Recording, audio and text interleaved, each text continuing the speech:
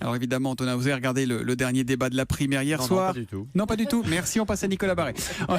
On s'attendait à une explication musclée. Alors, explication, oui, musclée, pas vraiment. Oui, quand on se souvient de la violence de ces derniers jours, de la férocité d'Alain Juppé, cognant sur François Fillon, le tradil, candidat de l'extrême droite, ambigu sur l'IVG, c'est vrai qu'on s'attendait à un combat de rue. Alors, on a eu droit à quelques passes, mais plutôt à fleur et moucheté. Et c'est vrai qu'il y avait un vrai risque de s'abîmer, de dégrader le futur vainqueur, de l'affaiblir. Tout cela n'est pas arrivé. Les échanges virulents ont eu lieu sur l'IVG, le temps de travail, mais tout cela s'est soldé dans la courtoisie et la bonne entente. Bon, est-ce qu'on peut dire, est-ce qu'à votre avis, il y a un vainqueur? Le débat n'a pas bouleversé les choses. François Fillon reste favori. Il est dans le même registre que lors des précédents épisodes, précis, rigoureux. Alain Juppé était davantage sur la défensive. Il ne s'attendait pas à aborder le second tour en position d'outsider.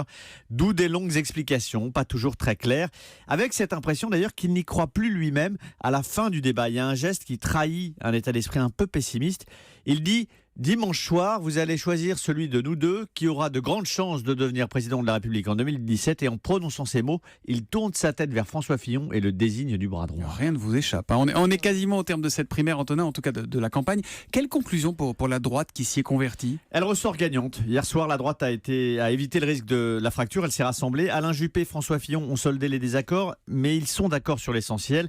Et derrière eux, on voyait les visages plutôt détendus des principaux soutiens et acteurs de cette campagne. La droite sort renforcée d'un exercice qu'elle a expérimenté pour la première fois et qui n'était pas sans risque.